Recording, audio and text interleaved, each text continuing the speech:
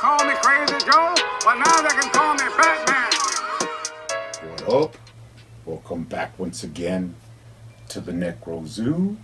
I am Bones, and we've come together once again to add one more figure to my McFarlane DC Multiverse collection. Now this time it will be Martian Manhunter. Now there have been many iterations of Martian Manhunter.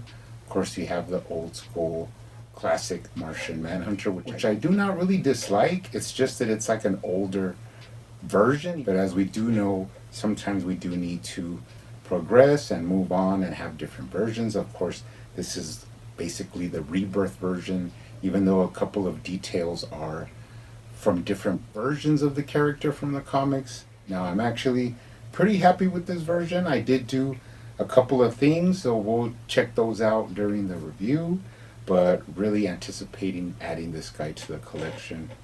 Now he does look pretty alien in the packaging, so let's go ahead and take a look at it. But first, he does come with your standard black DC Multiverse stand. Now these are not needed, but they do come in useful. He also comes with his data file card. On the front you do have some figure photography, and on the back you do have some information. Now of course Martian Manhunter is a classic character from the DC universe. Always been around in some form throughout the Justice League, even though of course his major weakness is just fire. So pretty interesting there. But he is a good, strong character, has a lot of abilities. Really cool. We will be adding this to the collection. Now, no accessories as such, but as I've come to know, with the new cape, the new harness on his chest, all that stuff is all new sculpt work, all new molds for a new character. So no biggie, but let's go ahead and take a closer look at it. Now starting off, first impressions, he looks really good. Love the color of green that they went with. It could have been a little bit lighter, but the darker tone is more modern, which actually gives the figure some depth in the green part. And then of course you have the contrasting colors of the bright yellows and the purples and the more darker reds. But all in all, really happy with him. Looks pretty good. And like I said, all this new sculpt work on his costume, of course, had to cost us. That is probably why he didn't come with any more accessories. You do have his tunic here on the front. So all this stuff is new. The boots are new. All this stuff is new sculpt work. And especially the head. Let's take a look at the head. Now, for me, the head is a little bit low. Like I could tell right away just by looking at him. It just sits a little bit low, which is a problem that a lot of McFarlanes, have, is that the head just sits too low. I could think of the Heavy Metal Superman was one that I didn't really like the way his head sat.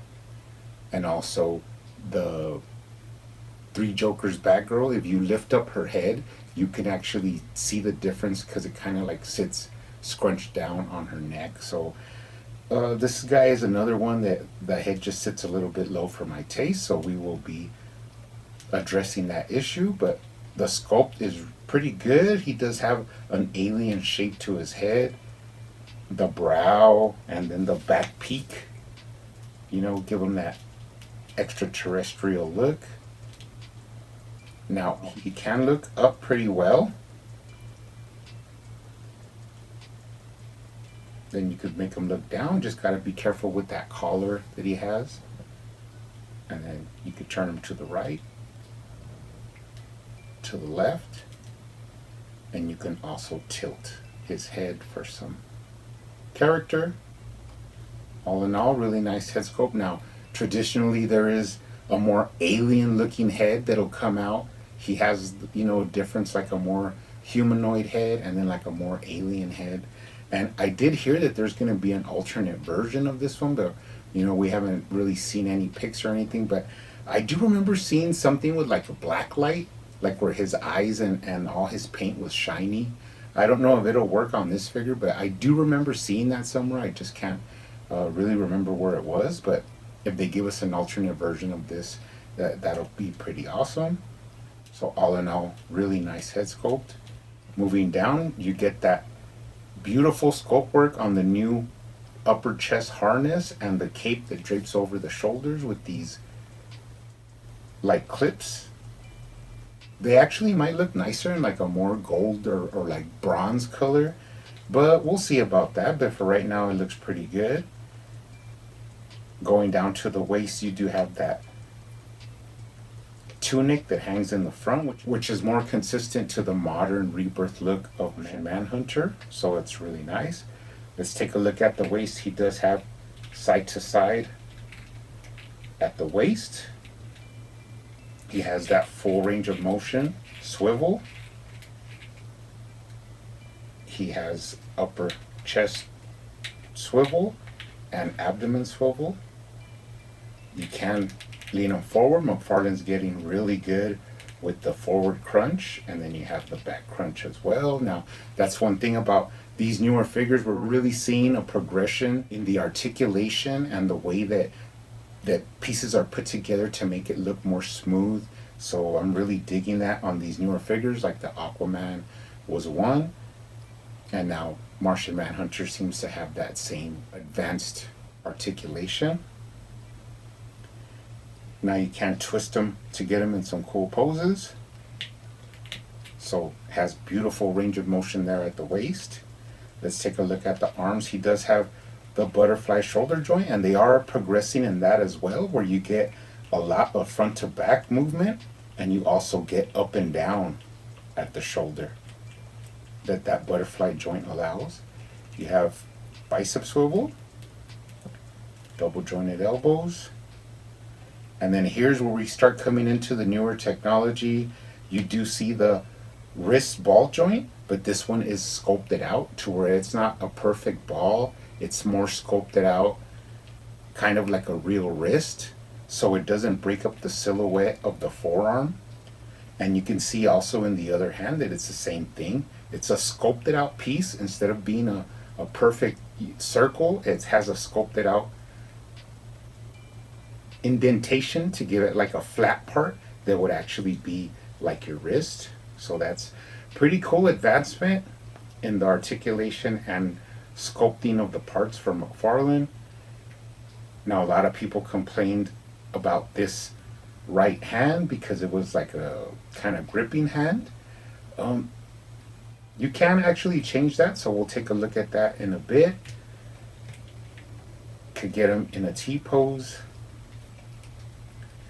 And actually, if you swivel up his arms, could get him in a wide pose, even though it's more movement at the shoulders, but that just shows the pliability of the pauldrons there over the shoulders, that it doesn't hinder the movement of the arms. Actually, that's pretty sweet, gives it a lot of range of motion. Go ahead and move down to the legs. This guy has some decent thigh swivel. You can move out his leg and get that pretty sweet hip rotation. It shows a lot of dexterity in the hip. Pretty nice. Then he does have double jointed knees. Straighten them out. Going down to the ball joint. Here's another place where it is different. They sculpted out the ankle ball joint, but you do get up and down. Left to right. Rocker. And of course, toe articulation. And taking a look at the legs in full, this is pretty awesome because, like I said before, those ankle ball joints are no longer just a ball. They are actually sculpted out like the way the wrists are. So it looks more like an actual ankle, and they no longer have to hide it by putting a piece of plastic over the boot. It could actually be free, and that'll actually give you more range, like pointing his feet down for like if he's floating, which, you know, looks a lot better. Gives you more range, and then also Does not give you that pretty hideous ball ankle joint. A lot of people are not actually talking about this when they review these newer figures, but I am going to show it a lot. But I will always make it a focus in my reviews because I do want to acknowledge that they are, advancing. The way the articulation and the sculpt work are starting to work together gives a beautiful silhouette from the boots down into the foot where you don't have, any breakup of that outer ball joint. It's just really smooth and really beautiful.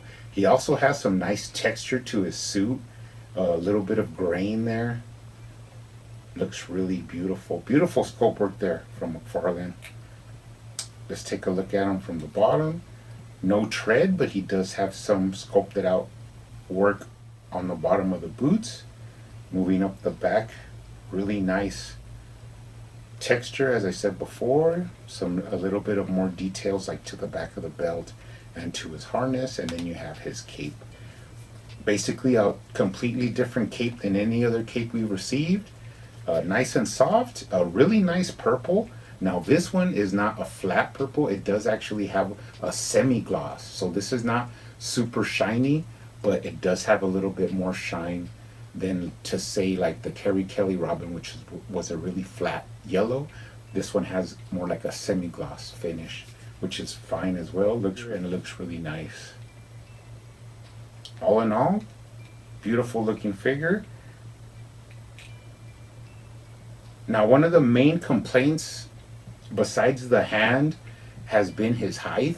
I've seen people put him up next to the Superman 1000 and some other figures, and he's either shorter or barely the same height. And usually Martian Manhunter is a bigger figure.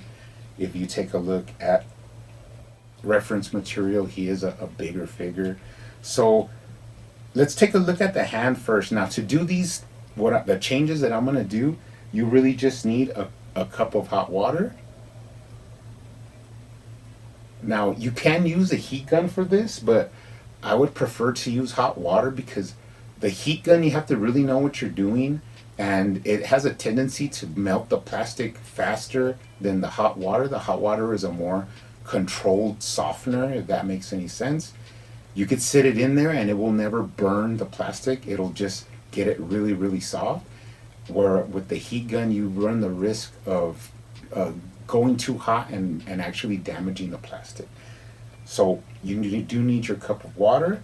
You can dip your hand in there, and then you can actually, if you want to make a fist, you just squeeze it down together and mold a fist and hold it there. And when you let it go, it'll actually be like a semi-fist.